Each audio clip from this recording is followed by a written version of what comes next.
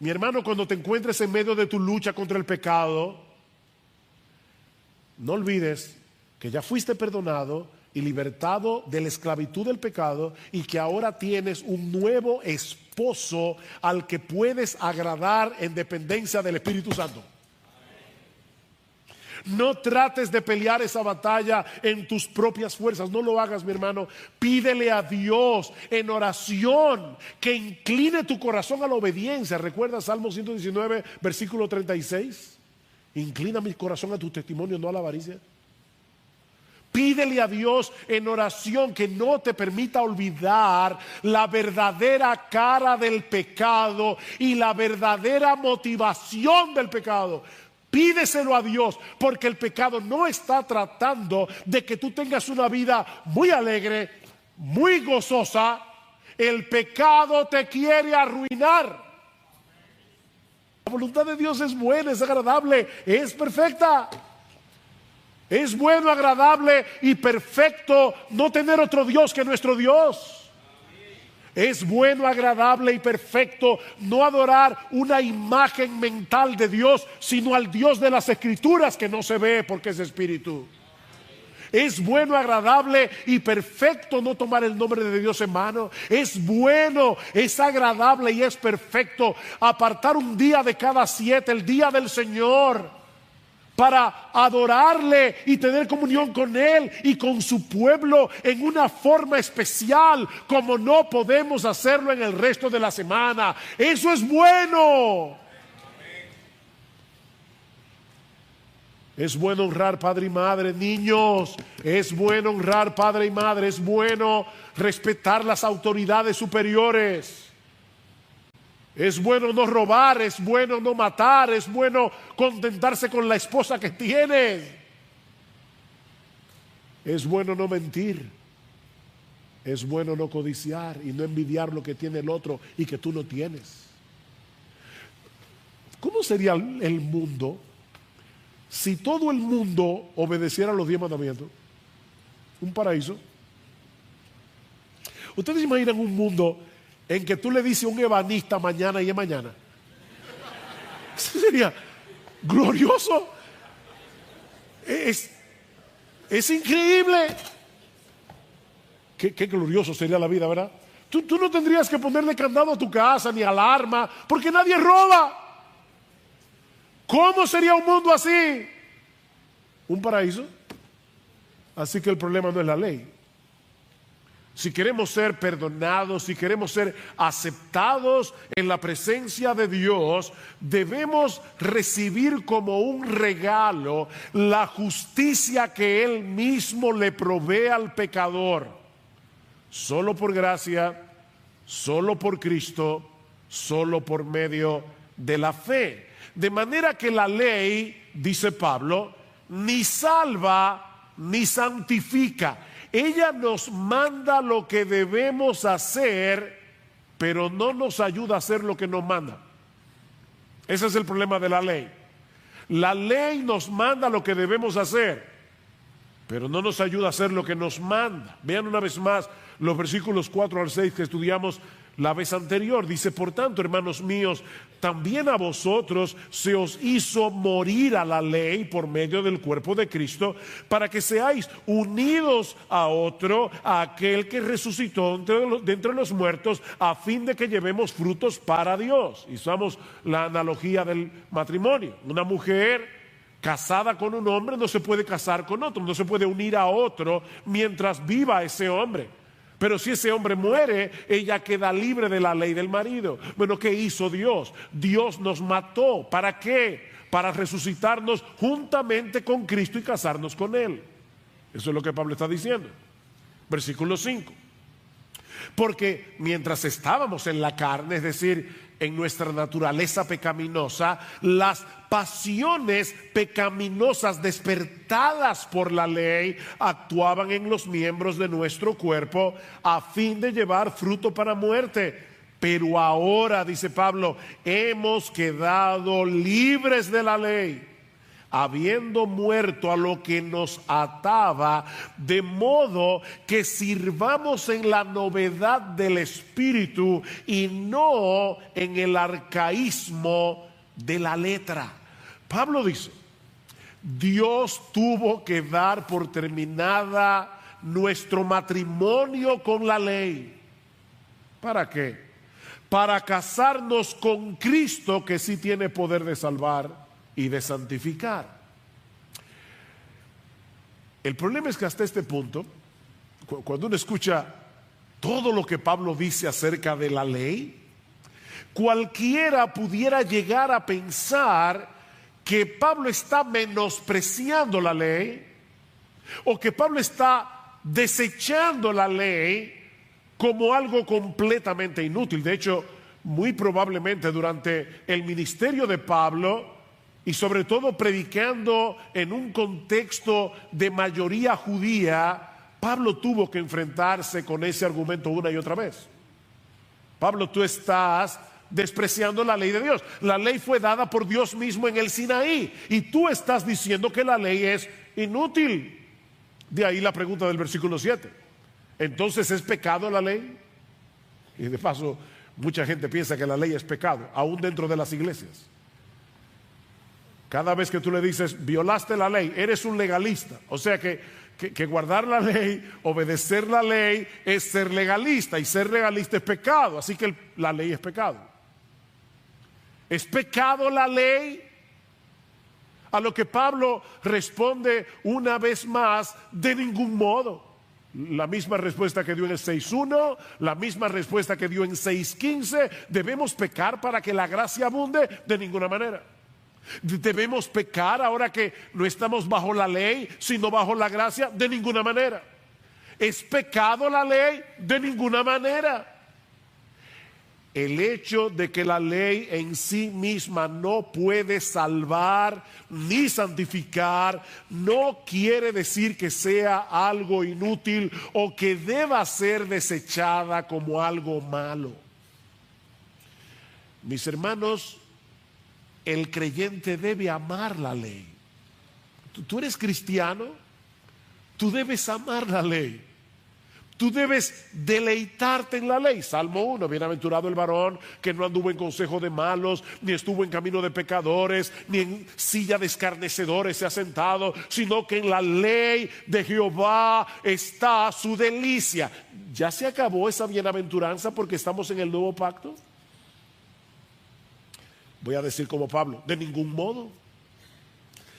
De ningún modo, bienaventurado el varón que se deleita y medita en la ley de Dios.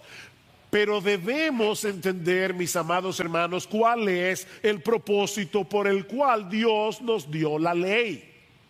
Y eso es precisamente lo que Pablo va a explicarnos ahora en los versículos 7 al 13.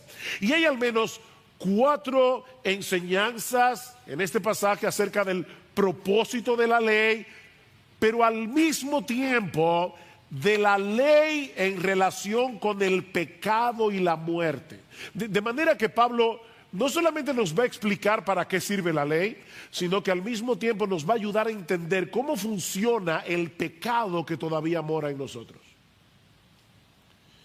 ¿Para qué sirve la ley? Bueno, en primer lugar, dice Pablo, para revelar nuestro pecado. ¿Para qué sirve la ley? Para revelar nuestro pecado. Versículo 8. Pero el pecado, versículo 7, perdón. ¿Qué diremos entonces? ¿Es pecado la ley? De ningún modo. Al contrario, yo no hubiera llegado a conocer el pecado si no hubiera sido por medio de la ley. Porque yo no hubiera sabido lo que es la codicia si la ley no hubiera dicho, no codiciarás. Como todo buen fariseo, Pablo creía que él estaba bien con Dios por el esfuerzo que él hacía en conformarse externamente a la letra de la ley. Pablo conocía los 10 mandamientos. Pablo pensaba que los tenía en alta estima. Pero ahora vamos a entender que Pablo no estaba entendiendo el verdadero alcance de los mandamientos. Hasta que un día sus ojos fueron abiertos para entender experimentalmente, no racionalmente, sino experimentalmente, las implicaciones del 10º mandamiento: no codiciarás. Y fue entonces cuando Pablo se dio cuenta que los 10 mandamientos no se limitan a nuestras acciones externas, sino que tienen que ver con todo lo que sucede en nuestro interior. Mira, mi amigo, tú puedes pecar no haciendo nada, solamente con el pensamiento. La ley no solo tiene que ver con lo que yo hago con las manos, tiene que ver con lo que yo pienso, tiene que ver con lo que yo razono, tiene que ver con mis motivaciones. En ese sentido, Pablo era como el joven rico, ¿se acuerdan? Cuando llega delante del Señor y le dice: Maestro, ¿qué debo hacer? ¿Qué debo hacer para heredar la vida eterna? Oh, ¿tú quieres hacer algo para heredar la vida eterna? Bueno, déjame decirte cómo hacerlo. Noten que Cristo no le dijo: oh, confía en mí. Eso es lo que hubiera dicho un evangelista en el día de hoy. Recíbeme en tu corazón. No. Cristo le dijo: tú tienes los mandamientos. Tú conoces los mandamientos. No adulteres, no mates, no hurtes, no digas falso testimonio, no defraudes, honra a tu padre y a tu madre. Oh, maestro, todo eso yo lo he guardado desde mi juventud. Oh, entonces solo te falta una cosa: vende todo lo que tienes, dáselo a los pobres y ven y sígueme cargando tu cruz. En una forma muy sabia, el Señor le hizo ver a este joven que creía haber guardado todos los mandamientos, que él estaba violando el 10º: no codiciarás. Por eso no podía dar sus bienes y repartirlos, porque él los codiciaba. Y al codiciar sus bienes, no solo estaba violando el 10º mandamiento, sino también el primero: no tendrás dioses ajenos delante de mí. Así que la ley es como un sándwich: no tendrás dioses ajenos delante de mí, no codiciarás. Si Dios es tu Dios, tu único Dios, vas a obedecer el resto de los mandamientos. La razón por la que codiciamos es porque Dios no es suficiente. Tú codicias cosas, yo codicio cosas, porque Dios no es suficiente. Como bien ha dicho alguien, codiciar es estar descontento con lo que Dios te ha dado, como si tú merecieras más. Incluye la envidia, la autocompasión, la queja. Ahora, debo aclarar que no es pecaminoso desear cosas. Pero dice este mismo autor: si te amargas y te abates por no tenerlas, es porque tu deseo se ha convertido en una codicia idolátrica. Ese es el problema. Que tú desees algo no está mal, pero si el hecho de no tener ese algo te llena de amargura, te llena de descontento, te llena de queja, ese algo ha suplantado a Dios en tu corazón.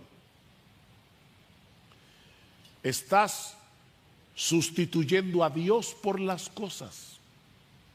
Y eso fue lo que sucedió con el apóstol Pablo, y fue lo que le hizo ver su condición de pecador perdido. Ahora, ¿cómo fue que sucedió eso en la vida de Pablo? Porque este es un pasaje autobiográfico. Pablo nos está mostrando cómo fue que él llegó al conocimiento de Cristo, y lo hace porque el caso de Pablo es típico. O sea, Pablo está aquí hablando de Pablo, pero está hablando de ti y de mí. Es un ejemplo que nos ayuda a todos. ¿Cómo fue que Pablo se dio cuenta de algo que no había visto en toda su vida de fariseo? Bueno, Sinclair Ferguson, un teólogo y pastor escocés, nos da una suposición de lo que pudo haber pasado en la vida de Pablo. O sea, no estoy siendo dogmático, pero creo que Sinclair Ferguson probablemente se está acercando a lo que sucedió en el corazón de Pablo, tomando algunas pistas del Nuevo Testamento. Mis hermanos, ¿de dónde era Pablo? ¿Saulo de qué? De Tarso. ¿Y dónde quedaba Tarso? En la región de Cilicia. ¿Y a qué facción religiosa pertenecía Pablo? a los fariseos. Así que Pablo era de Tarso, de la región de Cilicia, y era fariseo, que era la religión más estricta de Israel. Ahora, Pablo no era cualquier fariseo. Dice en Gálatas capítulo 1, versículo 14, que Pablo se había propuesto llegar a ser el israelita más celoso y más aventajado en la ley. Pablo se había propuesto eso. Y por su propio testimonio en Filipenses capítulo 3, parece que casi lo logra. Dice, mira, ¿saben qué? En cuanto a la ley, yo era irreprensible externamente. Yo era irreprensible. Pablo se había propuesto, Pablo codiciaba ser el mejor. Hermanos, escuchen esto. Tú puedes codiciar ser el mejor en algo bueno y estás pecando. Tú puedes codiciar ser la mejor madre, ser el mejor esposo, ser la mujer más modesta de la iglesia, ser el que más sabe de Biblia. Si tú quieres lograr esa meta para tu gloria, eso es una codicia idolátrica. Porque fue lo que pasó con Pablo. Yo quiero ser el más piadoso. Pablo codiciaba eso en su corazón. Pero entonces sucedió el incidente de Hechos 6. Cuando Pablo se enfrenta con Esteban y lo escucha predicar. Oigan lo que dice Pablo, Lucas, en Hechos capítulo 6, versículo 8. Dice que Esteban era lleno de gracia y de poder y hacía grandes prodigios y señales entre el pueblo. Entonces se levantaron unos de la sinagoga llamado de los libertos y de los de Cirene y de los de Alejandría y de Cilicia y de Asia, disputando con Esteban. ¿De dónde era Pablo? De Tarso, de la región de Cilicia. De manera que Pablo estaba en ese grupo, y de hecho Lucas después lo confirma explícitamente en Hechos capítulo 7, versículo 58. Ahora, mientras ellos más argumentaban con Esteban, Lucas nos dice que no podían resistir a la sabiduría y al espíritu con el que hablaba. Por decirlo de alguna manera, Pablo se había topado con la horma de su zapato. ¿Y qué pasó? Que la reputación que tanto había codiciado y que se había esforzado tanto por alcanzar, ahora parecía derrumbarse delante de sus ojos. Y 2 capítulos más tarde Pablo se convierte. Dios estaba preparando a Pablo para su encuentro con Jesús en su camino a Damasco, apenas unos días después. Pero primero tenía que hacerle ver la profundidad de su pecado. Pablo tenía que entender lo codicioso que él era, lo que él codiciaba, ser un hombre admirado por su piedad. El 10º mandamiento le hizo ver a Pablo la maldad de su corazón. De manera que la ley es como uno de esos espejos. ¿Han visto esos espejos que agrandan la cara? Yo no sé para qué. Y no solamente agrandan la cara, tiene luz a todo alrededor, para que tú veas todas tus manchas, todos tus hoyos, todos tus cabellos mal puestos. Eso es la ley. Eso es lo que hace la ley. Por eso es que Pablo dice en Romanos capítulo 3, versículo 20, que por medio de la ley es el conocimiento del pecado. ¿Recuerdan? Romanos 3:20, lo estudiamos hace ya meses atrás. Por medio de la ley es el conocimiento del pecado. Mis hermanos, es por eso que nosotros nunca debemos predicar el evangelio de Jesucristo divorciado por la ley. Hablaba con un hermano esta semana que debe estar aquí, así que perdóname que no te pedí permiso, pero hablaba con este hermano y le decía, mira, nunca le digas a un pecador simplemente y meramente que reciba a Cristo. Si tú le preguntas a un pecador, ¿tú quieres recibir a Cristo hoy? ¿Por qué no? ¿Quién no quiere recibir a Cristo? ¿Quién no quiere ir al cielo? Ahora, si tú le dices a un pecador, mírate en el espejo de la ley para que te des cuenta que tú eres peor de lo que tú crees que tú eres, entonces hay una reacción. No, nadie puede venir a Cristo a menos que no entienda que está condenado y que va camino al infierno. Los sanos no tienen necesidad de médico. Mis hermanos, nunca prediquen el evangelio sin exponer primero las demandas de la ley. Muéstrale al pecador el espejo de la ley. ¿Para qué? Para que vea su necesidad de un salvador. Si no te ves a ti mismo como alguien que merece el castigo de Dios por sus pecados, ¿qué sentido tiene invitarte a que vengas a Cristo? Pero la ley no solamente revela el pecado. Pablo dice también que la ley nos provoca a pecar. Y ahora sí que está rara la cosa, ¿verdad? No quisiera enredarlos, pero usando un lenguaje químico, la ley es el catalítico del pecado. Si ustedes buscan la palabra catalítico, verán que es un elemento químico que provoca una reacción. Bueno, la ley es el catalítico del pecado. Vean el versículo 8.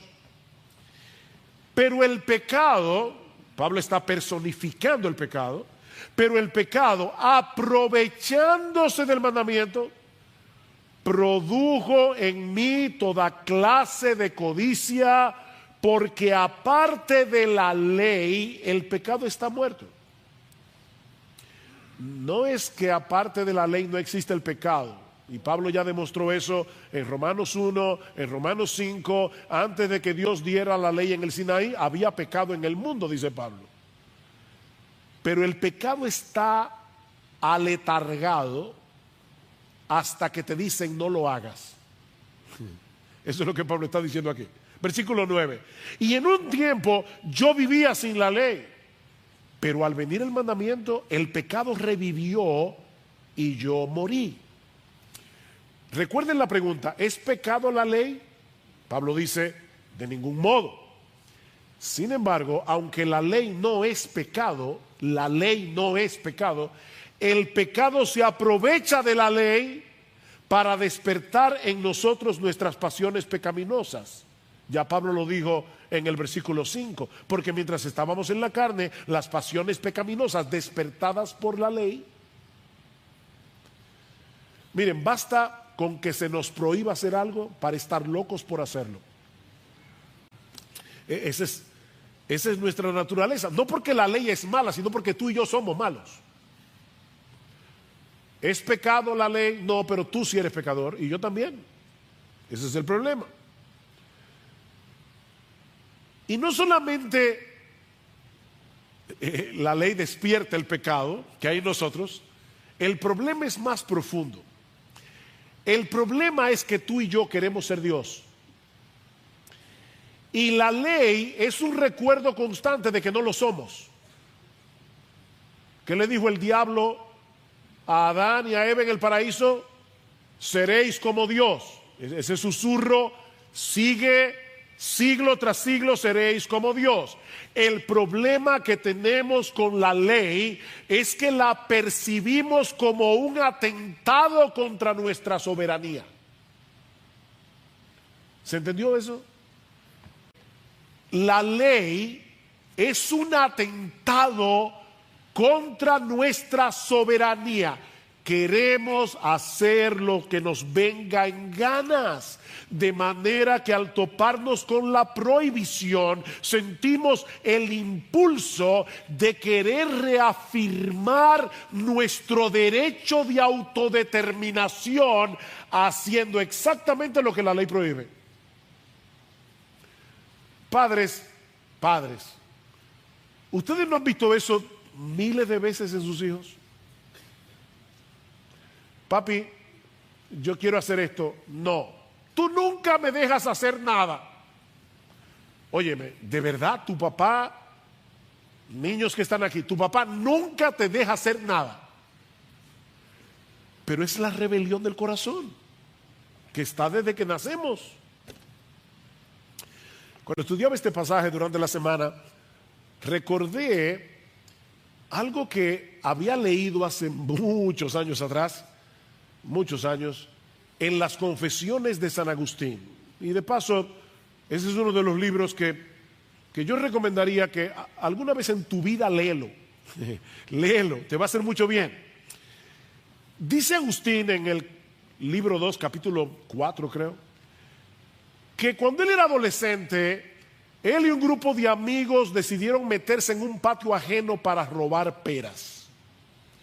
Y él dice, nos llevamos una cantidad enorme de peras, no para comerlas, aunque algunas comimos, sino para echárselas a los puercos. Y ahora dice, realizamos esa acción por el mero hecho de que estaba prohibida. Eso era todo. No fue por necesidad, no es que ellos tenían hambre. De hecho, me encanta en cierto modo porque es triste, pero dice Agustín más adelante que en el patio de su casa él tenía peras en abundancia y mejores, pero las arranqué del árbol por el hecho de robar. Y si alguna de ellas entró en mi boca, solo el pecado la hizo sabrosa. Wow. Este hombre está analizándose delante de Dios, son sus confesiones. Pero ahora escuchen lo que dice un poquito más adelante. ¿Qué fue pues lo que amé yo en aquel hurto? Y él responde, poder hacer algo sin ser castigado, parodiando o imitando así la omnipotencia de Dios. Ahora sí se fue profundo este hombre. Él está diciendo, yo quería hacer algo y que nadie pudiera tocarme porque yo estaba imitando la omnipotencia divina. Yo quería ser soberano como Dios. ¿Ven el problema que tú y yo tenemos? Queremos ser como Dios. Y su ley es un recordatorio constante de que no lo somos. El pecado es una fuerza que habita en nosotros y que nos lleva a aborrecer, nos lleva a odiar con todas las fuerzas de nuestro ser todo lo que se opone a ese deseo dominante del corazón de ser el único soberano de nuestra vida. ¿Recuerdan ese poema que se hizo famoso en la película Invictus y que Nelson Mandela recitaba continuamente en la celda mientras estuvo preso? Ese poema termina diciendo, soy el amo de mi destino, soy el capitán de mi alma. ¡Wow! Soy el amo de mi destino y soy el capitán de mi alma. De manera que el pecado no es otra cosa que autoidolatría. Cada vez que tú pecas es porque estás escogiendo adorarte a ti en vez de adorar a Dios. Eso es todo. El pecado es autoidolatría. Y el pecado se aprovecha de esa tendencia del corazón humano a idolatrarse a sí mismo para despertar nuestras pasiones pecaminosas usando los mandamientos de Dios.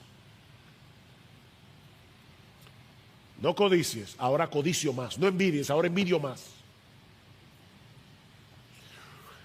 Ahora, lo que Pablo está tratando de hacerle ver sobre todo a la audiencia judía que estaba en Roma, es que ellos estaban equivocados con respecto a la ley, porque los judíos pensaban que Dios había dado la ley para restringir el pecado y para hacernos más santos. De hecho, muchos pastores evangélicos creen lo mismo. Ellos creen que dando ley, ellos van a ayudar a los hermanos a ser más santos.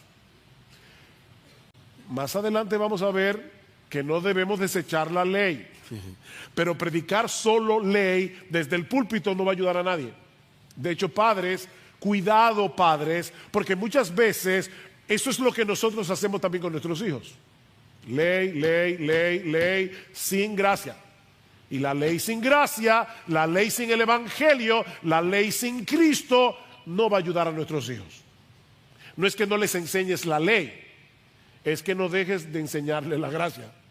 No dejes de predicarles el evangelio de la justificación por la fe sola.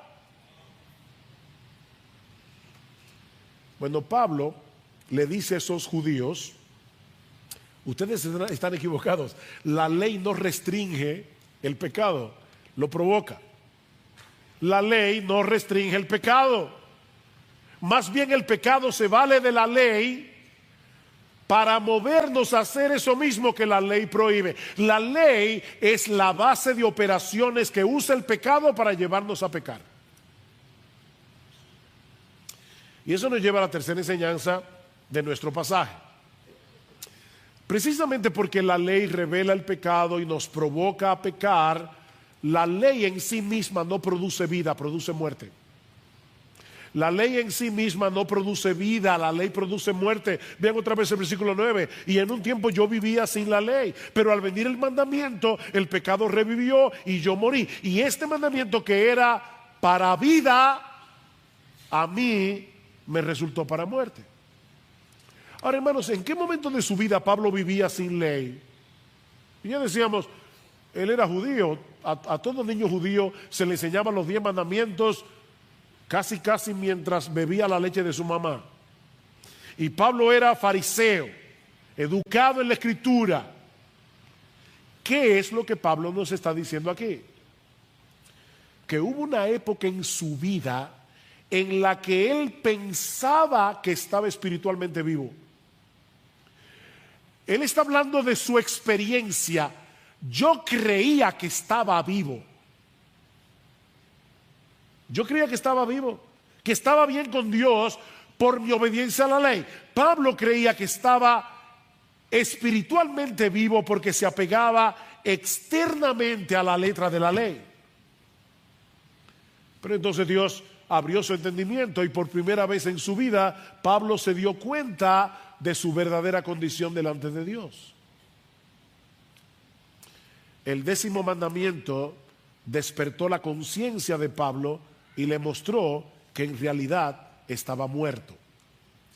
Y por eso dice en el versículo 9, y este mandamiento que era para vida, a mí me resultó para muerte. Voy a decir algo bien extraño ahora. Miren, si un ser humano, desde que nace hasta que se muere, pudiera obedecer perfectamente la ley, tendría vida eterna. Tú quieres salvarte guardando los mandamientos, no hay problema. Solo que tienes que obedecerlos perfectamente desde que naces hasta que te mueres, solamente. Y en todo sentido, externamente, internamente. Escuchen lo que dice Levítico 18. Mis ordenanzas pondréis por obras y mis estatutos guardaréis andando en ellos. Yo, Jehová, vuestro Dios. Por tanto, guardaréis mis estatutos y mis ordenanzas, los cuales haciendo el hombre vivirá en ellos. Hazlos. Obedece y vivirás. Eso fue lo que le dijo Dios a Adán en el paraíso. Obedece y vivirás. El problema es que el hombre no puede cumplir la ley como la ley debe ser obedecida. Perfectamente y completamente. Recuerden que la ley es como un globo. Si tú pinchas el globo, no importa por dónde lo pinches, dañaste el globo. Pablo dice en Gálatas capítulo 3 versículo 10, todos los que dependen de las obras de la ley para salvarse están bajo maldición. Todos los que están tratando de salvarse guardando los mandamientos son unos malditos, dice Pablo, malditos de Dios. ¿Por qué? Porque dice la Biblia, maldito todo aquel que no permaneciere en todas las cosas escritas en el libro de la ley para hacerlas. ¿Ven el punto? La ley es santa, pero nosotros no lo somos. Padecemos de una impotencia culpable. Es decir, no podemos obedecer la ley. Ay, el pobre, él no puede y le están pidiendo que lo haga. No, es una impotencia culpable. No podemos obedecer la ley porque amamos el pecado. No podemos obedecer la ley porque amamos hacer exactamente lo contrario. Dice Pablo en Romanos capítulo 8, versículo 7, la mente no regenerada es enemistad contra Dios, porque no se somete a la ley de Dios ni tampoco puede. No puede porque no quiere porque no puede. Ponlo como tú quieras. Déjame ilustrarlo de esta manera. Martin Lloyd-Jones le tomé prestada esta ilustración. Vamos a suponer por un momento que un individuo, amigo tuyo, te pidió una cantidad bastante considerable de dinero prestada. Tú le prestaste el dinero y cuando llegue el día de pago, el individuo va a tu casa y te dice, ay, mira, yo lo lamento mucho, pero no te puedo pagar, no puedo pagarte. Yo te ruego, por favor, que me extiendas el plazo, no te puedo pagar. Y se abre así, saca los bolsillos y dice, mira, no tengo nada, saca la cartera, estoy en ruinas. Tú te conmueves y cuando estás a punto de extenderle el plazo, el individuo sigue hablando y te dice, mira, la verdad es que yo había reunido el dinero para pagarte, pero ayer fui al casino y me puse a jugar a la ruleta y además de todo fui con unos amigos y le pagué todos los tragos, se los pagué y me arruiné. ¿Y ahora le vas a extender el plazo? Es verdad que el individuo no te puede pagar, pero su incapacidad de pagarte es una incapacidad culpable. Bueno, lo que estamos diciendo aquí, mis amados hermanos, es que nuestra incapacidad de cumplir la ley no nos exonera, sino que agrava nuestra culpabilidad. No podemos obedecer la ley de Dios, no por culpa de la ley, sino por culpa de nosotros mismos, que amamos el pecado. Noten el versículo 11. Porque el pecado, aprovechándose del mandamiento, me engañó y por medio de él me mató. Oh, esa es la raíz del problema. No es la ley la que te mata, es el pecado usando la ley. El pecado es tan astuto que es capaz de usar la misma ley, la ley de Dios, para engañarnos y para llevarnos a la condenación. Y el pecado se vale de varias estrategias para llevar a cabo su maquiavélico plan. Depende del caso. Y si no le da un resultado con uno, se va con el otro. O sea, él tiene varias estrategias. El pecado es muy creativo para usar la ley en contra nuestra. ¿Y cómo lo hace el pecado? Bueno, en el caso de algunos, los lleva a esforzarse por guardar la ley para salvarse. Eso es una forma en que el pecado nos engaña. Guarda la ley para que te puedas salvar. Miren, mis hermanos, esa es una de las formas más eficaces para endurecer el corazón de un pecador y alejarlo de Jesús. No es por casualidad que las personas más duras en contra del evangelio son los religiosos. Son las personas más duras, porque ellos están tratando de salvarse cumpliendo la ley. El pecado te está engañando, haciéndote creer que puedes salvarte guardando la ley. Y es un engaño del pecado. Ahora, ese engaño está unido a otro engaño, y es que el pecado reduce el alcance de la ley a las acciones externas para hacernos creer que estamos cumpliendo la ley. Miren, yo no les voy a pedir que levanten la mano, pero yo estoy seguro que serían muchos los que la levantarían. ¿Quiénes aquí, predicando el evangelio a un perdido, te dice, pero yo nunca he matado, yo nunca he robado, yo nunca he adulterado? Lo que esa persona está diciendo en realidad es, yo nunca he cometido la acción externa de la ley. Es por eso que Jesús le dice a los fariseos, ¿de verdad tú nunca has matado? Mira, todo aquel que se enoja contra su hermano con un enojo pecaminoso, ¿ya lo mató? Perdón, ¿hay alguien aquí que no sea un homicida? Óyeme, todo aquel que se enoja contra su hermano y usa palabras hirientes para descargar su ira, para denigrar a la otra persona, estúpido, imbécil, cabeza hueca, bueno para nada. Ok, ¿hay alguien aquí que no es un asesino?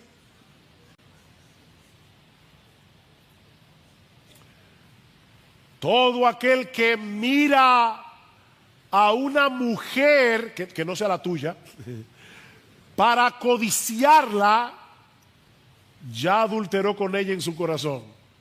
Uy, qué duro. Ningún adúltero aquí. El pecado es muy astuto. Otra cosa que hace el pecado es hablarnos mal de la ley. O sea, si no le da resultado llevarte a ser el niño bueno o la niña buena para ganarte el cielo, entonces el pecado te habla mal de la ley y te dice que la ley es demasiado restrictiva, que la ley es demasiado dura, demasiado rígida. En casa a veces hacemos juego de palabras, mezclando una palabra con otra. Por ejemplo, universidad viene de uno y diverso, es universidad. Bueno, yo recuerdo que un día una de nuestras hijas llegó bien frustrada a la casa por una de sus profesoras y decía, es que es demasiado estrígida. O sea, no era estricta, no era rígida, era estrígida. O sea, ok, lo que la ley te dice es que, el pecado, perdón, es que la ley es estrígida. O sea, no te permite hacer nada. Y dice Martin Lloyd-Jones, de esa manera, porque la mayoría de la gente piensa así de la ley, de esa manera el pecado agita la rebelión, aumenta más y más la maldad y la humanidad se vuelve cada vez más insufrible. Por eso el mundo está como está, porque el pecado los está engañando. De manera, mis hermanos, que el villano de esta historia no es la ley. El villano es el pecado. El villano es el pecado, que se vale de la ley para alejarnos de Dios y llevarnos a una condenación eterna. De ahí la conclusión a la que llega Pablo en los versículos 12 y 13. Así que la ley es santa y el mandamiento es santo, justo y bueno. Entonces, ¿lo que es bueno vino a ser causa de muerte para mí? De ningún modo. Al contrario, fue el pecado a fin de mostrarse que es pecado al producir mi muerte por medio de lo que es bueno, para que por medio del mandamiento el pecado llegue a ser en extremo pecaminoso. La ley es santa, justa y buena. La ley, mis hermanos, no es un código impersonal de conducta. La ley es el reflejo del carácter perfecto, hermoso, atractivo, deleitoso de nuestro Dios. Eso es la ley. Por lo tanto, si la ley es de Dios, tiene que ser santa, justa y buena. No puede ser de otra forma. Pablo dice en el versículo 14, la ley es espiritual.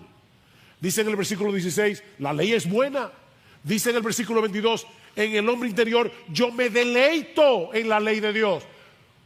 ¿Por qué los cristianos deben deleitarse en la ley de Dios? Porque se deleitan en el Dios de la ley, que es santo, justo y bueno. Oh, cuánto amo yo la ley. ¿Eso es lo que dice el salmista? No. Oh, cuánto amo yo tu ley. Es tu ley y por eso la amo. Yo sé que tú me amas. Yo sé que eres infinitamente sabio. Yo sé que eres infinitamente bueno. ¿Cómo no voy a amar esa ley que emana de ti, que es para mi bien? Y ahí todo lo que dice David en el Salmo 19 que leímos al principio. Por eso quise que se leyera ese texto. La ley de Jehová es perfecta. La ley de Jehová es confiable. La ley de Jehová es recta. La ley de Jehová es pura. La ley de Jehová permanece para siempre. ¿Y qué hace la ley? La ley convierte el alma. La ley hace sabio al sencillo. La ley alegra el corazón. ¿Tú oíste eso? Yo no sé cuántas veces yo he hecho este experimento y siempre me da igual. Yo digo, piensen rápidamente en la primera palabra que le viene a la mente cuando escuchan la palabra santo. Y la gente dice puro, recto, etcétera, etcétera, pero nadie dice alegría. Porque la gente tiene una distorsión causada por el pecado que no le permite ver que es la santidad lo que produce alegría en el corazón. Los mandamientos de Jehová son rectos y por eso alegran el corazón. La ley alumbra los ojos. Es más dulce que la miel. Es más preciosa que el oro. ¿Dónde está el problema entonces? El problema está en el pecado, como dice Pablo en el versículo 13, que usa lo que es bueno para matarnos. Dice un comentarista, el asesino es el pecado y el revólver que usa es la ley, pero el asesino es el pecado. Vamos a pensar por un momento en un individuo que comete un homicidio y es condenado a cadena perpetua. Lo que está mal no es la ley que lo condenó. Lo que está mal es la acción homicida que es condenable. ¿Ven el punto? No es la ley que nos condena la que está mal. Es la acción homicida que metió a ese individuo en la cárcel. Así que la ley no es la que produce la muerte del pecador. Es el pecado que se vale de la ley para matarnos. Pero Dios es soberano y Él siempre sí se sale con la suya. Así que, ¿qué hace Dios? Al producir nuestra muerte, el pecado, por medio de lo que es bueno, el carácter perverso y mortífero de la ley queda puesta en evidencia. Eso es lo que dice Pablo en el versículo 13. Para que el pecado llegue a ser en extremo pecaminoso. Dios usa la ley para mostrarnos que el pecado que mora en ti y en mí es 1000 veces peor de lo que la mayoría de las personas está dispuesta a admitir. Óyeme, mi hermano, y usa eso cuando alguien te critique. No te preocupes que tú eres 1000 veces peor que eso. Es como decía Bernard Shaw, el famoso dramaturgo inglés, era bien cínico y decía, a mí no me importa si una persona es blanca o es negra, si es rica o es pobre, con que sea hombre suficiente, porque no podría hacer nada peor. Ya si tú eres ser humano, de verdad, tranquilo, que tú eres peor de lo que la gente piensa de ti. Tú eres 1000 veces peor. Ahora, ¿para qué la ley hace eso? Para llevarnos a ver nuestra necesidad de un Salvador. Que no podemos salvarnos por nosotros mismos, sino por medio de Cristo, que obedeció perfectamente la ley y en la cruz pagó por nuestras transgresiones. ¿Qué dice Pablo en Gálatas? Capítulo 3, si la ley pudiera vivificar, si la ley pudiera darnos vida por nuestra obediencia, la justicia fuera verdaderamente por la ley, obedecen los mandamientos y todo estará bien. Mas la Escritura lo encerró todo bajo pecado, para que la promesa que es por la fe en Jesucristo fuese dada a los creyentes. Para eso sirve la ley. El pecado se aprovecha de la ley para arruinarnos.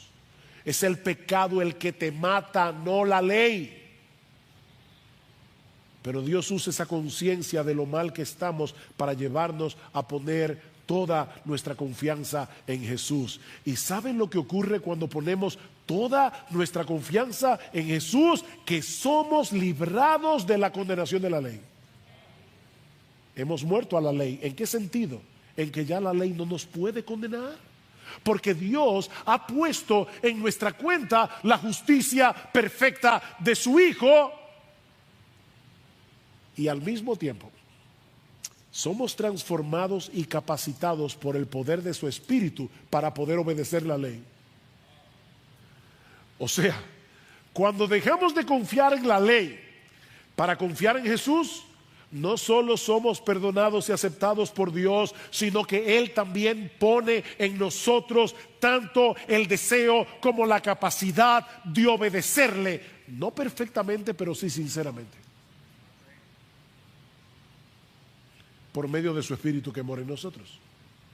Eso es lo que Pablo va a decir más adelante en el capítulo 8.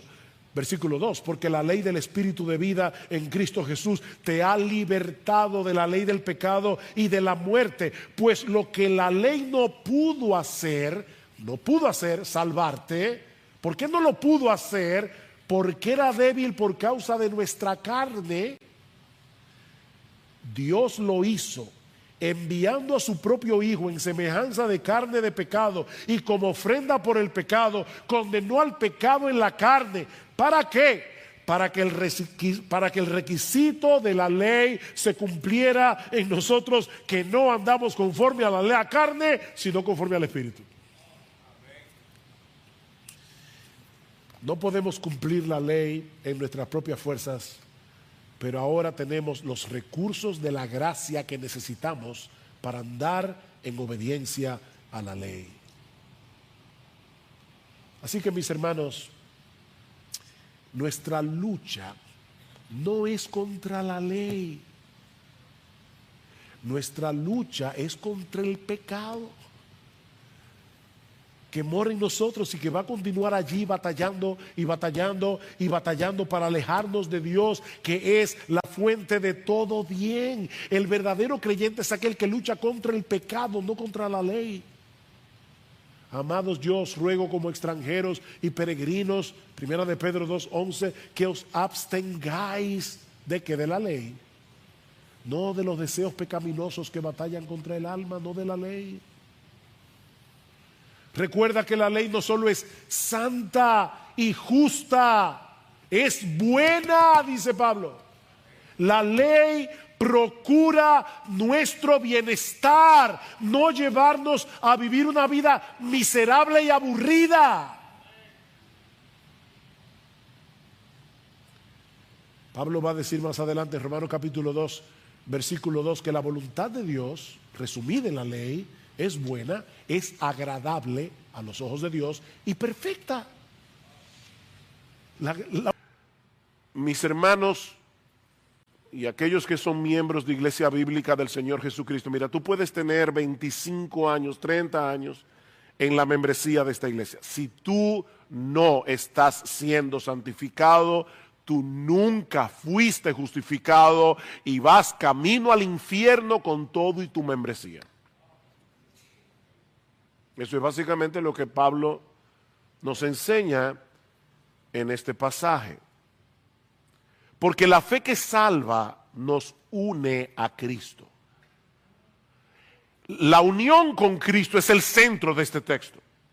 De hecho, me vi tentado a titular este sermón de esa manera, nuestra unión con Cristo. Porque es de eso que habla este pasaje. La fe que salva nos une a Cristo. Y debido a esa unión con Cristo, somos progresivamente transformados por el poder del Espíritu para que cada vez más nos parezcamos más a Él y menos a nosotros.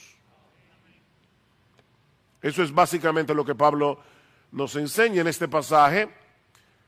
Y precisamente quiero comenzar, mi primer encabezado es hablando acerca de nuestra unión con Cristo. Porque si no entendemos esa parte, no vamos a entender todo lo demás. Dios nos ha unido a Cristo desde el instante en que creímos en Él. Vean una vez más los versículos 1 al 3. ¿Qué diremos entonces? ¿Continuaremos en pecado para que la gracia abunde? De ningún modo. Nosotros que hemos muerto al pecado, ¿cómo viviremos aún en él? ¿O no sabéis que todos los que hemos sido bautizados en Cristo Jesús, hemos sido bautizados en su muerte?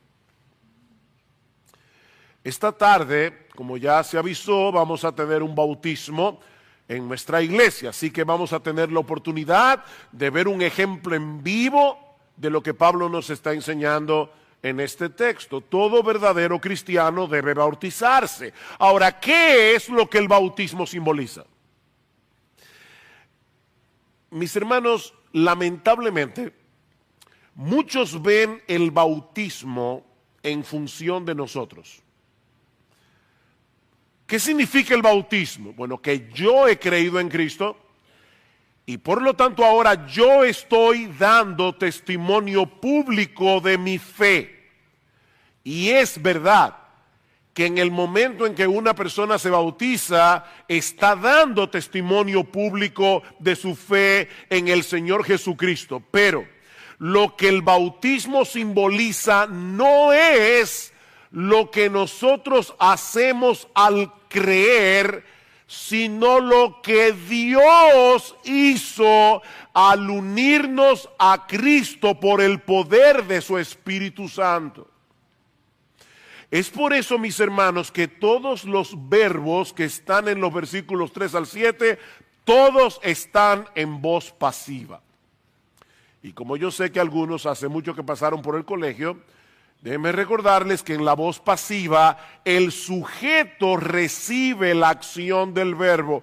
Él es pasivo, él recibe la acción. Vean una vez más, versículo 3. ¿O no sabéis que todos los que hemos sido bautizados en Cristo, hemos sido bautizados en su muerte? Por tanto, hemos sido sepultados con Él por medio del bautismo para muerte, a fin de que como Cristo resucitó de los muertos por la gloria del Padre, así también nosotros andemos en vida nueva, porque si hemos sido unidos en Él, en la semejanza de su muerte, ciertamente lo seremos también en la semejanza de su resurrección, sabiendo esto, que nuestro viejo hombre fue crucificado con Él para que nuestro cuerpo de pecado fuera destruido, a fin de que ya no seamos esclavos del pecado, porque el que ha muerto ha sido libertado del pecado. ¿Cuál fue tu participación en todo eso? Dios te mató, Dios te crucificó, Dios te resucitó. Decía Juan Calvino en sus instituciones que el bautismo, a mí me llamó la atención esto, el bautismo da testimonio a nuestra fe. No somos nosotros solamente los que estamos dando testimonio, es Cristo también el que está dando testimonio a través del bautismo. El bautismo, dice Calvino, da testimonio a nuestra fe de que no solo somos injertados en la muerte y la vida de Cristo, sino que somos unidos a Él de tal manera que nos hace participantes de sus bienes. el bautismo, los hermanos que se van a bautizar esta tarde, el bautismo le va a decir algo a la fe de ellos. Y no solo ellos van a decirnos algo a nosotros.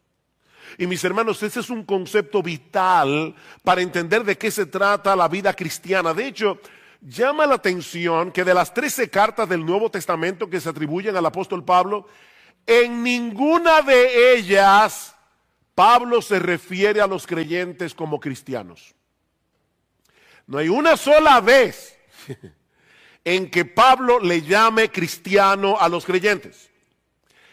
Pablo se refiere a los creyentes una y otra vez como aquellos que están en Cristo. En Cristo. Expresiones como en Cristo, en Él, en el Señor, en Cristo Jesús, aparecen 164 veces en las cartas de Pablo. Mis hermanos, todas las bendiciones que nosotros recibimos de parte de Dios vienen a ser nuestras únicamente porque nosotros estamos unidos a Cristo por la fe. Es de su plenitud que tomamos todos gracia sobre gracia. Él es la vid, nosotros somos los pámpanos, Él es la cabeza, nosotros somos el cuerpo. De manera que la salvación no consiste en algo que Dios nos da por causa de Cristo. No, la salvación es que Dios nos da a Cristo. No es algo que se nos da por lo que Cristo hizo, es que Dios nos da a Cristo mismo para que habite en nosotros por su Espíritu. Pablo dice en 1 Corintios capítulo 1 versículos 30 al 31, mas por Él, refiriéndose a Dios el Padre, estáis vosotros en Cristo Jesús, el cual nos ha sido hecho por Dios sabiduría, justificación, santificación y redención, para que como está escrito, el que se gloría, gloríese en el Señor. Por Él estáis en Cristo.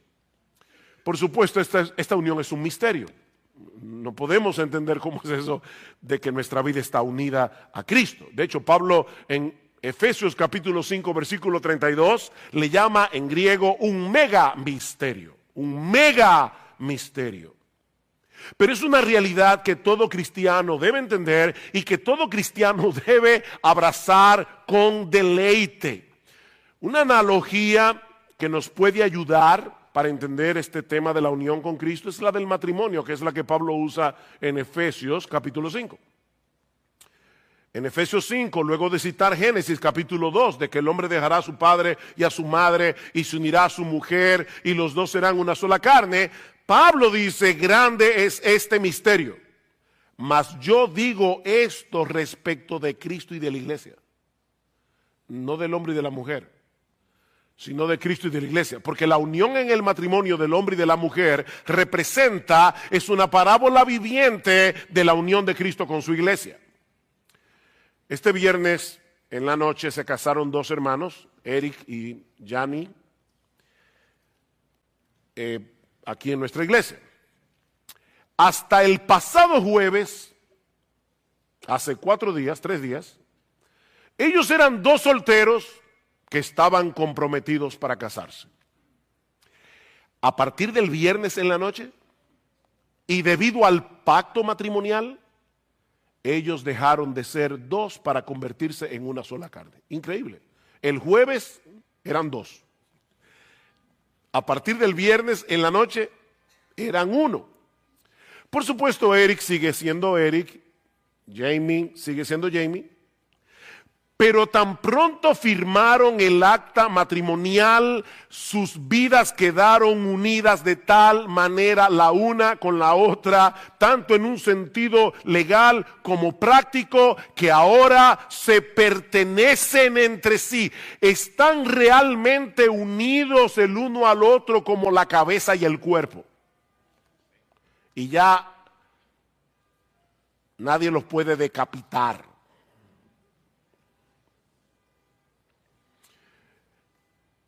Ahora noten algo, eso no depende de lo que sienta el uno por el otro. Eso depende del pacto que ellos hicieron delante de Dios y de los hombres. Si dos esposos se están llevando bien, que es lo que debería ser, ¿verdad? Ellos van a demostrar esa unidad en una forma tangible.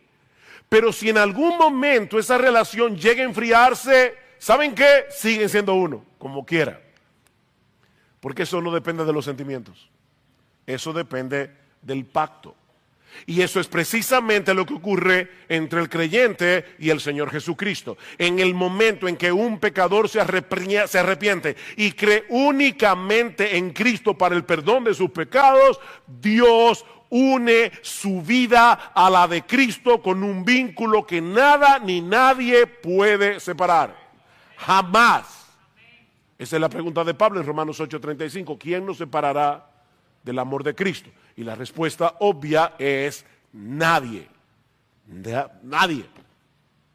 Ahora, nuestra comunión con Cristo puede fluctuar en un momento dado, pero nuestra unión con Él nunca cambia.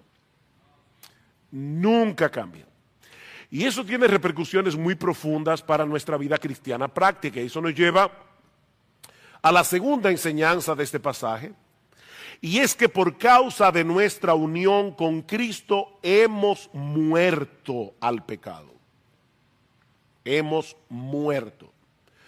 Si ustedes pusieron atención a la lectura de este pasaje cuando Sigfrido la leyó, seguramente se habrán dado cuenta de las veces que Pablo nos dice en este pasaje que hemos muerto con Cristo.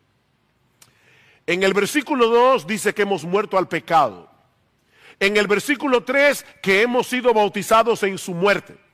En el versículo 4 que fuimos sepultados con él por medio de su muerte en el bautismo para muerte. En el versículo 5 que hemos sido unidos a él, la Reina Valera del 60 tiene ahí una mejor traducción, dice que fuimos plantados, que fuimos injertados en él, en la semejanza de su muerte. En el versículo 6 dice que nuestro viejo hombre fue crucificado con él. Y luego menciona la palabra muerte o morir en los versículos 7, 8, 9, 10 y 11. El énfasis es más que evidente. Si tú eres cristiano, tu antiguo yo, descendiente de Adán, el que era un rebelde contra Dios, ha muerto. Nota luctuosa.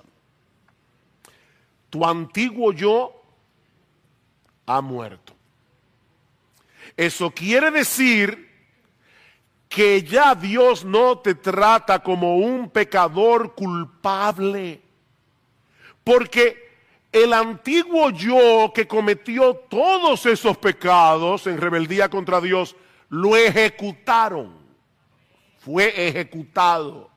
Y fue reemplazado por un nuevo tú, cuya vida está escondida en Cristo. Es por eso que ya no hay condenación para aquellos que están en Cristo Jesús, dice Pablo en Romanos capítulo 8, versículo 1. Ya no hay condenación. Pero eso quiere decir también que el pecado ya no puede gobernarte a su antojo porque has cambiado de dueño. Hemos cambiado de ciudadanía. Recuerden, mis hermanos, lo que vimos el domingo pasado cuando hablábamos de los dos Adanes. El primer Adán, el del huerto del Edén, el segundo Adán o el postrer Adán, que es Cristo. Antes estábamos representados en el primer Adán como nuestra cabeza federal. Tanto la culpa como la corrupción que heredamos de Adán eran determinantes en nuestras vidas. A tal punto, mis hermanos, que ni tú ni yo podíamos dejar de pecar. No podíamos. De hecho, hasta cuando hacíamos lo bueno pecábamos.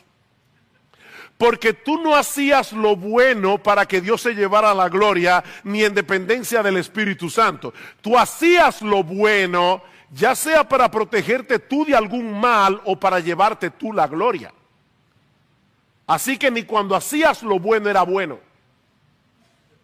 Tú pecabas todo el tiempo y no podías dejar de pecar. Pero aquellos que han nacido de nuevo por la obra del Espíritu Santo, ahora están representados en otra cabeza, están representados en Cristo, le pertenecen a Cristo. En Adán estábamos bajo el dominio del reino del pecado y de la muerte. Ahora que estamos en Cristo, estamos bajo el dominio de la gracia y de la vida. Y eso debe ser evidente tanto en nuestro carácter como en nuestra conducta. Vean el versículo 2 una vez más. Pablo pregunta, ¿qué diremos entonces? ¿Continuaremos en pecado para que la gracia abunde? De ninguna manera. Nosotros que hemos muerto al pecado, ¿cómo viviremos aún en él? Es una pregunta retórica. Ahora, Pablo no está diciendo aquí que es imposible que los creyentes pequen. Eso lo vamos a ver dentro de un momento, porque de ser así no habría ningún sentido en la exhortación del versículo 12, cuando Pablo dice a estos mismos creyentes, no reine el pecado en vuestro cuerpo mortal, que no pase eso. Más bien presentad vuestros miembros a la justicia, no al pecado. Es una exhortación. Lo que él está diciendo es que es una incongruencia moral que un creyente continúe viviendo una vida dominada por el pecado.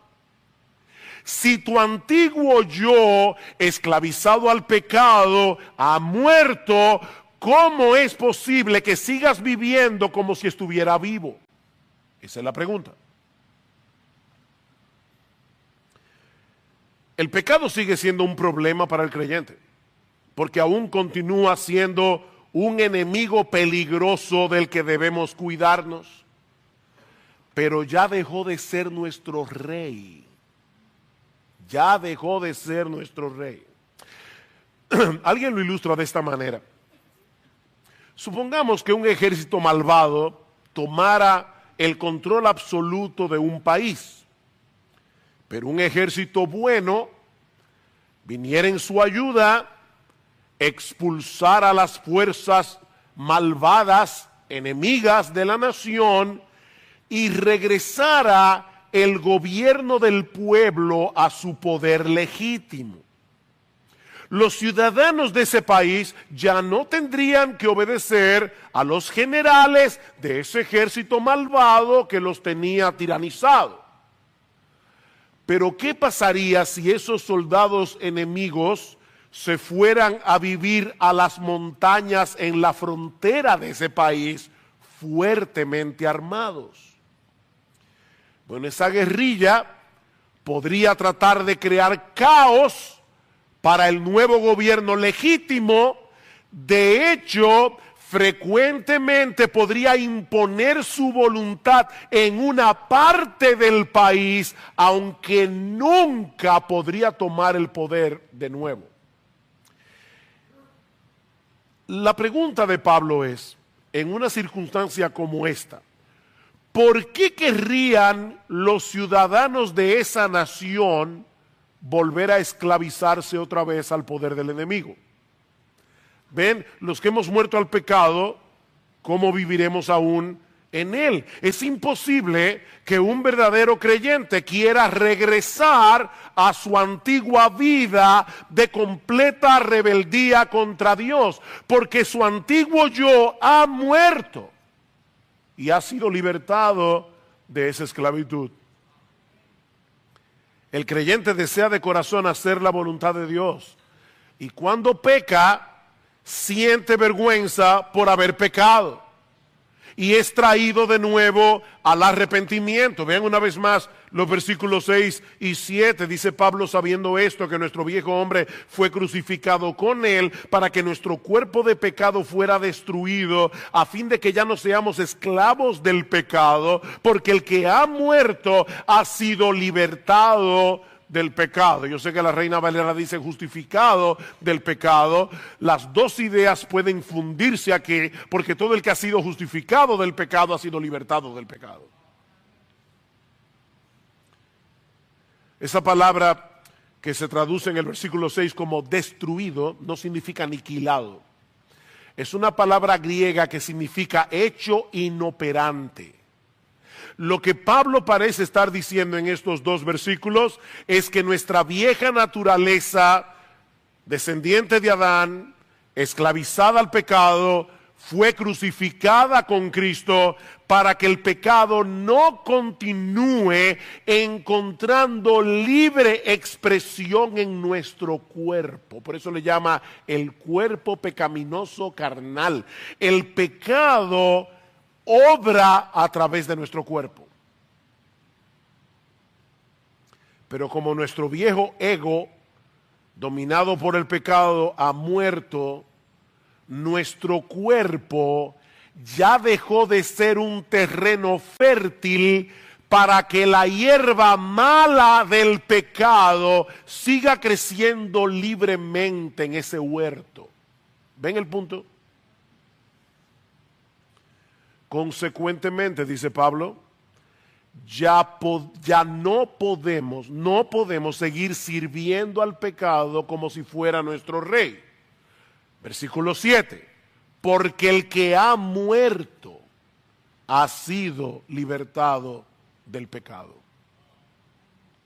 El pecado nos tienta, el pecado nos seduce, el pecado todavía ejerce una fuerte presión sobre nosotros, pero mis hermanos, el pecado no puede obligarnos a pecar.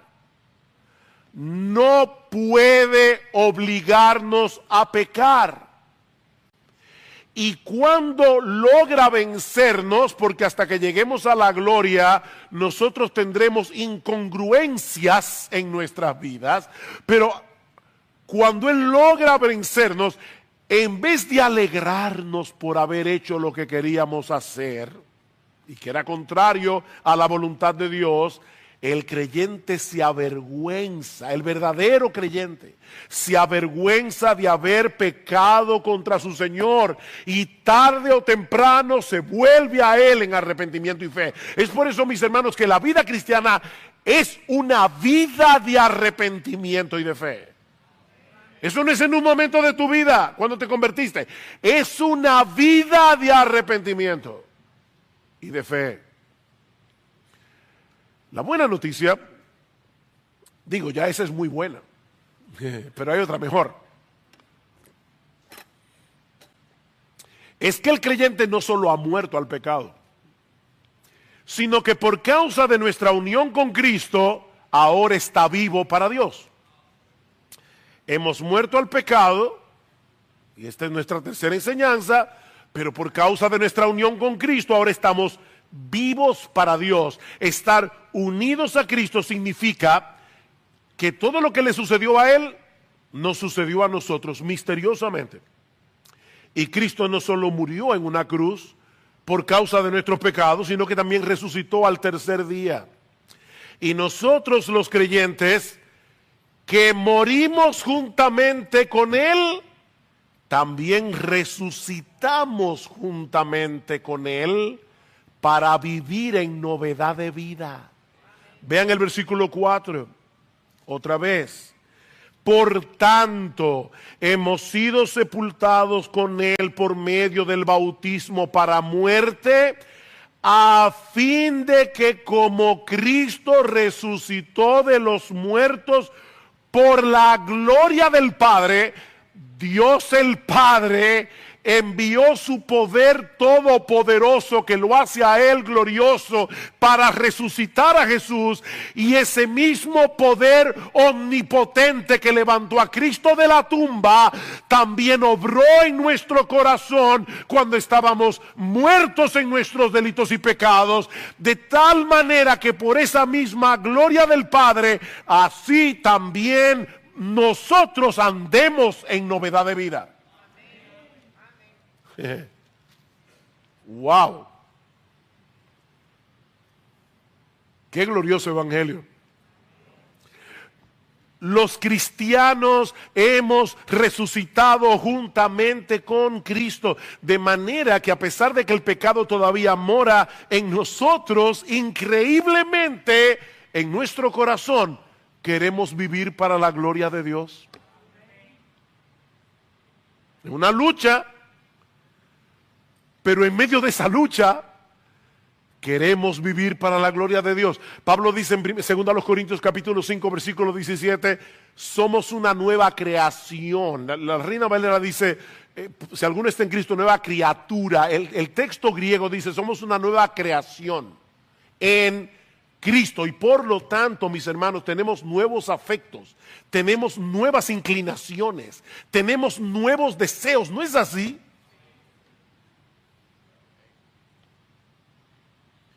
Y aunque sea de manera incipiente, el fruto del Espíritu debe ser visible en nuestras vidas.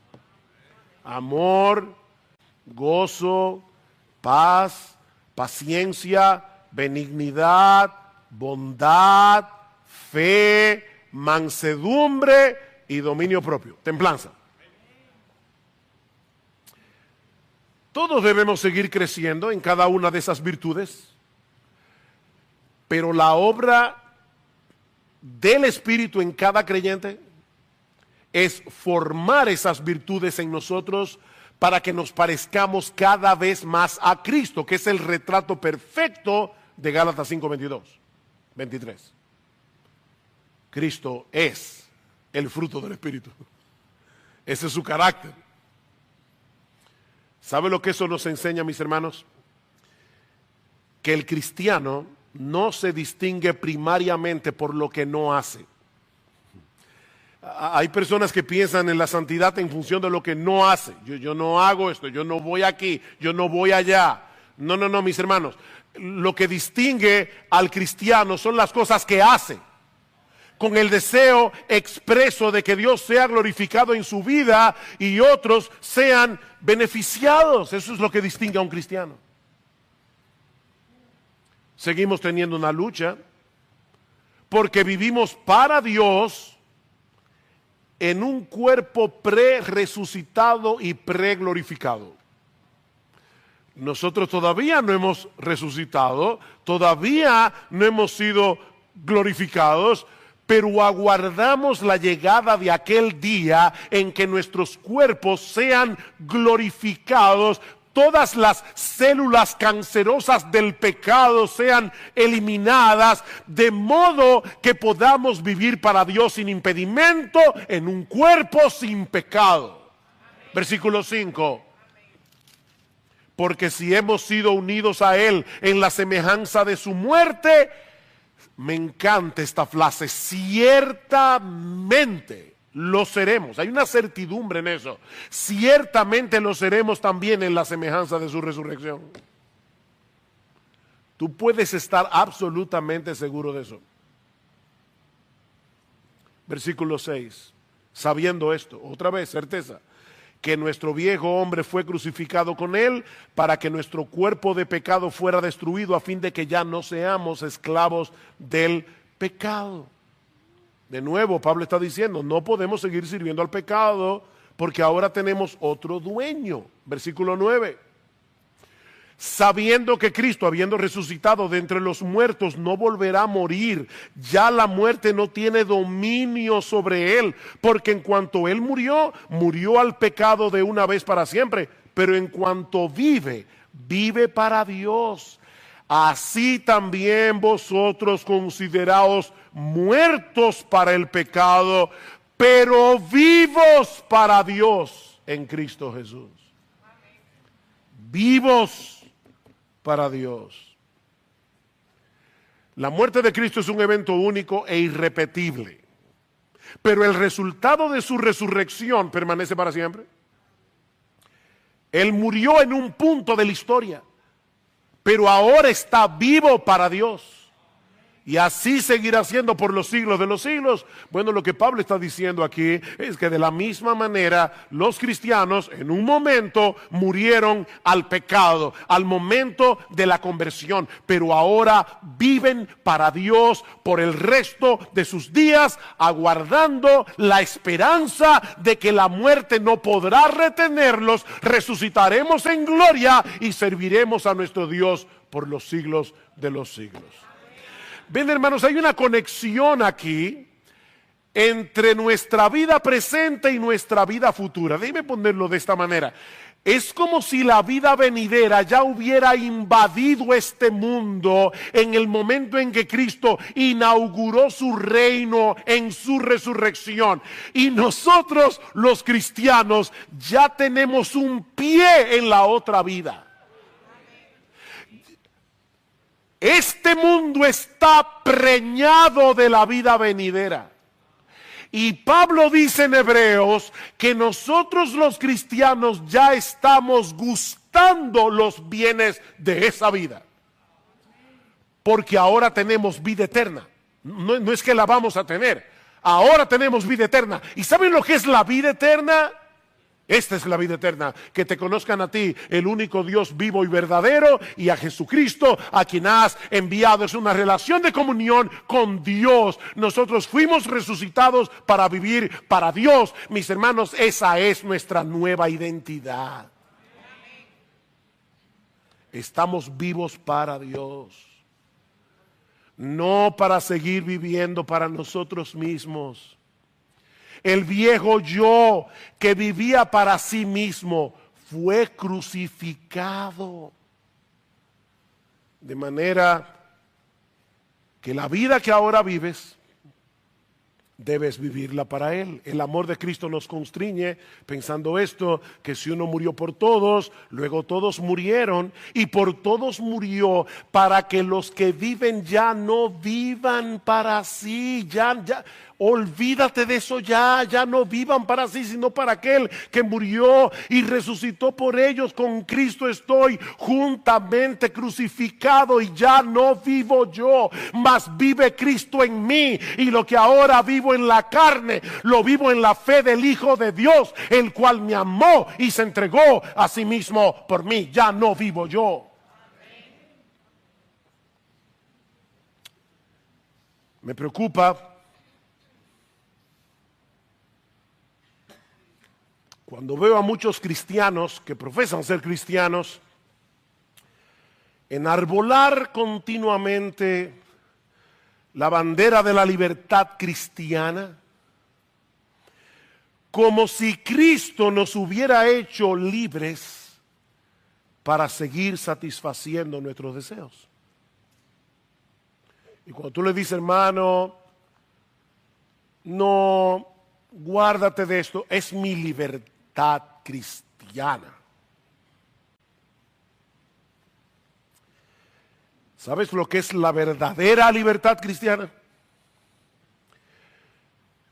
Cristo nos hizo libres al precio de su sangre para que podamos decirle que no a nuestros deseos pecaminosos, e incluso para que podamos restringirnos de cosas que, aunque son legítimas, pueden hacerles daño a nuestras almas o pueden dañar las almas de otros.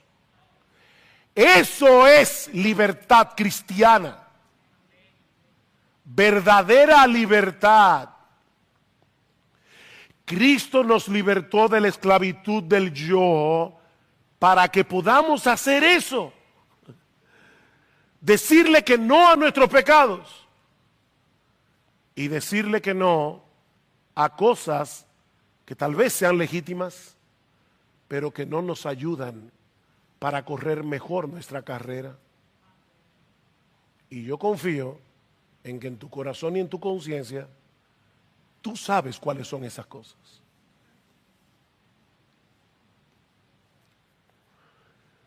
Mira, si tú no puedes hacer eso, si tú no puedes decirle que no a tus deseos, no puedes hacerlo. La razón es que aún sigues siendo esclavo de tu viejo yo, lo que quiere decir que tú no eres cristiano.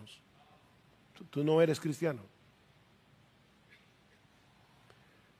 Para los cristianos es una lucha decir que no. Yo lo sé por experiencia, es una lucha. Pero ¿saben por qué se reconoce al cristiano? Porque están luchando. Porque están luchando. Y cuando se caen, vuelven y se levantan en arrepentimiento y regresan al campo de batalla para seguir peleando. Es eso lo que identifica a un verdadero cristiano. ¿Y sabes cuál es la clave para pelear bien esta batalla? Eso me lleva a mi cuarta y última enseñanza de este pasaje. Entender nuestra identidad en Cristo y vivir conforme a ella. Los cristianos debemos abrazar, vivir y disfrutar los resultados de nuestra unión con Cristo. Vean una vez más el versículo 11. Así también vosotros consideraos muertos al pecado, pero vivos para Dios en Cristo Jesús. Considérense así, mírense así. Cuando ustedes piensen en ustedes, piensen en ustedes como personas que han muerto al pecado y que resucitaron para Dios. A lo largo de este pasaje, Pablo ha estado insistiendo en que hay cosas que los cristianos debemos saber. ¿Se dieron cuenta? Versículo 3. ¿O no sabéis que todos los que hemos sido bautizados en Cristo hemos sido bautizados en su muerte? Versículo 6. Sabiendo esto, que nuestro viejo hombre fue crucificado. Versículo 9. Sabiendo que Cristo, habiendo resucitado de los muertos, no volverá a morir. Debemos saber eso. Pero ahora Pablo nos dice en el versículo 11, no solo que debemos saber eso, no solo que debemos entender lo que ha sucedido con nosotros por causa de nuestra unión con Cristo, sino que debemos abrazar con gozo los resultados de esa unión. Hemos muerto al pecado, estamos vivos para Dios. A veces he estado en iglesias o conferencias donde se habla del tema de la santidad y al final del servicio, buenos hermanos, no estoy juzgando al que lo hace, pero buenos hermanos hacen un llamado a los cristianos a volver a consagrar sus vidas a Cristo. Y muchos hermanos vienen al frente.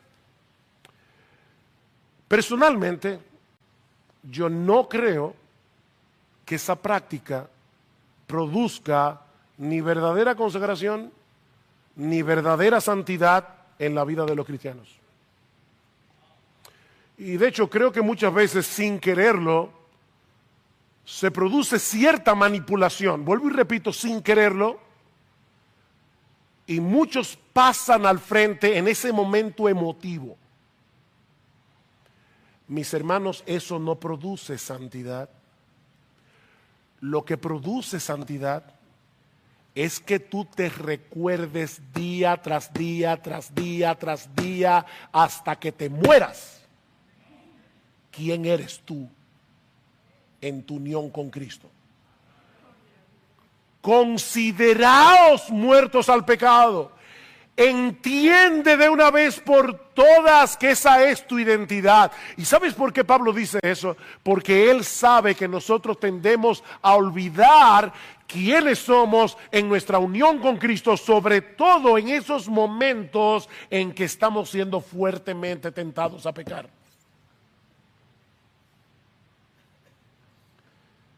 Nosotros somos como esos esclavos que fueron libertados durante la guerra de secesión, durante la guerra civil americana.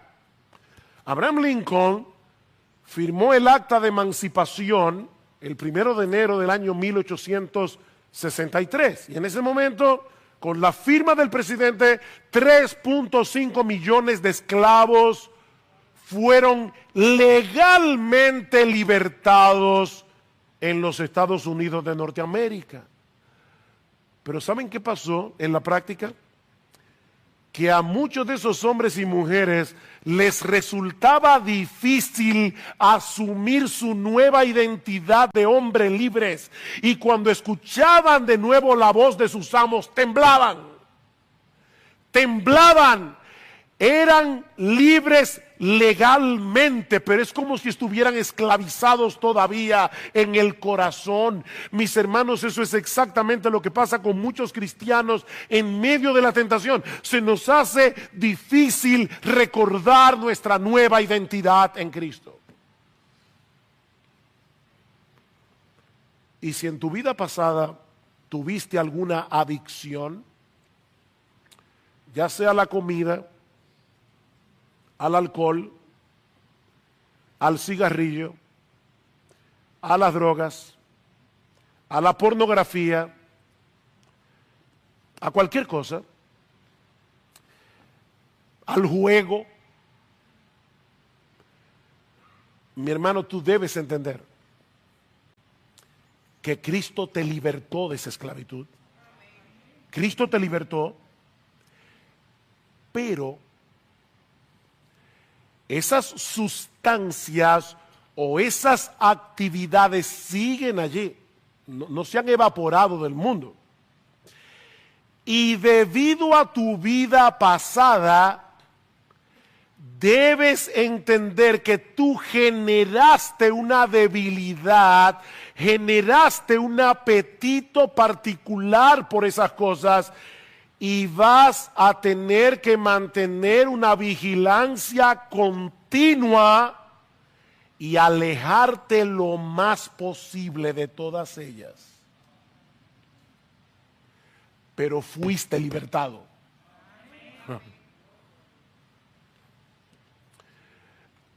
Nosotros le llamamos hoy a esas cosas adicción o adicciones. La Biblia le llama idolatría. La adicción es una idolatría a ciertas cosas. ¿Y saben lo que dice la Biblia en 1 de Juan capítulo 5 versículo 21? Hijitos míos, huid de la idolatría. No basta con que tú tengas la enseñanza de Romanos 6 en tu cabeza. Sal huyendo. Sal huyendo. Esas cosas siguen siendo problemáticas para ti. Aléjate lo más posible. Pero sobre todas las cosas recuerda continuamente tu bautismo. Recuerda lo que esa ceremonia dice acerca de tu nueva realidad en Cristo. Estamos unidos a Él por la fe y debido a esa unión hemos muerto al pecado y estamos vivos para Dios. Eso es una realidad. Hemos muerto y estamos vivos. ¿Qué debemos hacer ahora? Versículo 12. Por tanto, aquí está la conclusión. No reine el pecado en vuestro cuerpo mortal para que no obedezcáis sus lujurias, ni presentéis los miembros de vuestro cuerpo al pecado como instrumentos de iniquidad. ¿Ustedes creen que en la iglesia de Roma no habían ex adictos a algo? Esa era una sociedad pagana llena de vicios. Y Pablo les está diciendo: ya no presenten vuestro cuerpo mortal para obedecer sus lujurias, ni presentéis los miembros de vuestro cuerpo al pecado como instrumentos de iniquidad, sino presentaos vosotros mismos a Dios como vivos de entre los muertos y vuestros miembros a Dios como instrumentos de justicia. Negativamente, Pablo nos dice que no debemos permitir que la fuerza guerrillera del pecado vuelva a tomar control de nuestro cuerpo, aunque sea momentáneamente. Sigue en pie de guerra, en dependencia del Espíritu Santo, porque ahora, mi hermano, aunque tú no lo creas, porque el pecado te hace creer que no puedes, tú puedes decirle que no a los deseos carnales que batallan contra el alma. Puedes decirle que no. Miren, a veces es una guerra que te da taquicardia. Tú sudas. Yo me he visto a mí mismo en ese trance. Tú estás allí con el pie para que el diablo no abra la puerta, pero no es que tú estás ahí tranquilo. No es tranquilamente. Tú estás sudando esa batalla. Señor, en dependencia tuya, por favor, no me dejes quitar este pie de ahí. Y el diablo es tan malo y tan engañador que te dice, tú si eres hipócrita, tú estás loco por hacerlo. Ya que te ensucies un poco más, no, mientras tú no quites el pie de ahí, tú no has pecado, tú has entrado en tentación, que son dos cosas diferentes.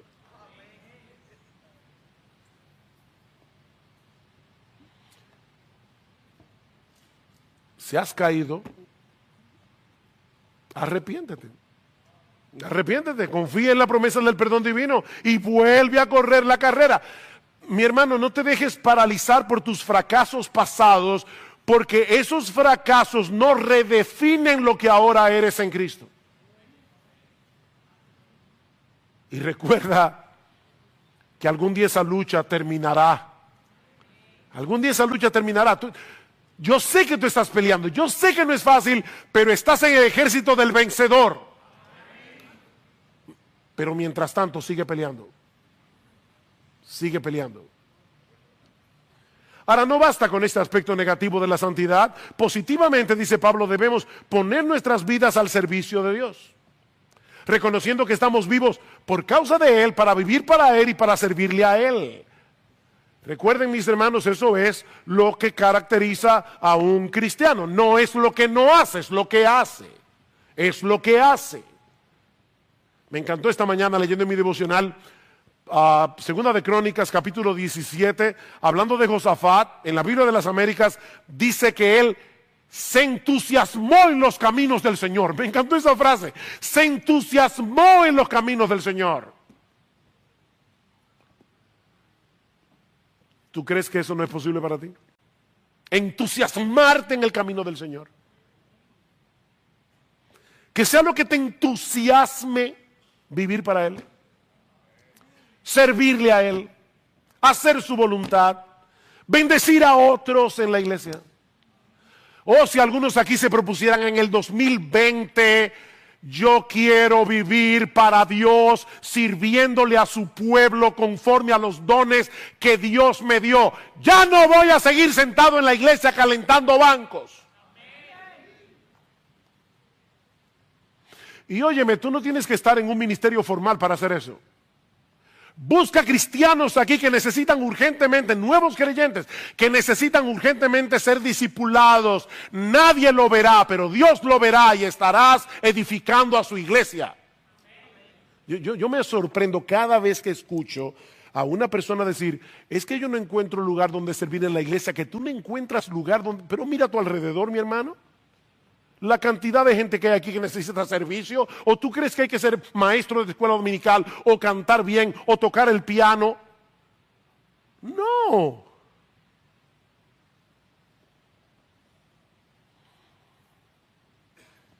Aquellos que quieren ser útiles en el reino de Dios no tienen tiempo